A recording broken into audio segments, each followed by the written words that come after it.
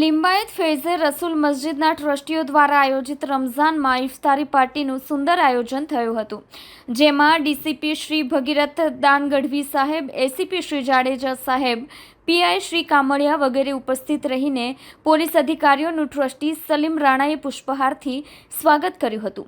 DCP Gadhvi સાહેબે શાંતિ ભાઈચારાથી તહેવાર ઉજવવા જણાવ્યું હતું.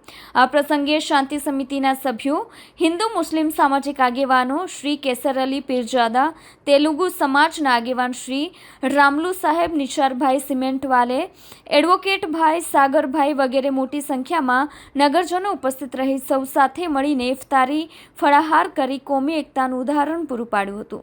ફોજિયા રાણા અને સુંદર મૌલિક સ્પીચ આપી હતી. સમગ્ર કાર્યક્રમનું સુંદર એન્કરિંગ સમીર જાદવ સાહેબે કર્યું હતું.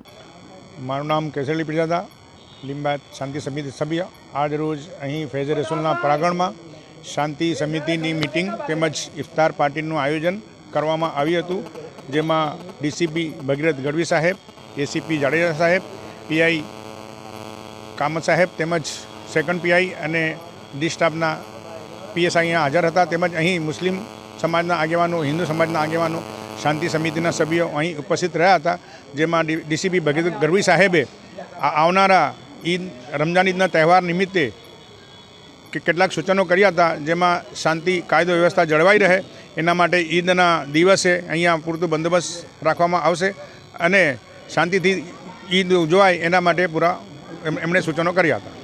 ઇફતાર પાર્ટીમાં ટોટલ 250 લોકો જોડાયા હતા, જેમાં તેલુગુ સમાજના આગેવાન બુચી રામુ, પછી લિંબાયત શાંતિ સમિતિના સભ્ય નાસિરભાઈ સિમેન્ટવાલા, તેમજ સલીમભાઈ રાણા, તેમજ નફીસભાઈ, તેમજ બીજા આગેવાનો નવાબભાઈ શાહ, તેમજ અહીં ઉપસ્થિત બધા આગેવાનો ઉપસ્થિત રહ્યા હતા. રાઝિકભાઈ અને બીજા બધા આગેવાનો અહીં ઉપસ્થિત રહી કોમી એકતા ભાઈચારાના માહોલમાં આ અહીંયા પ્રોગ્રામ સંપન્ન થયો હતો.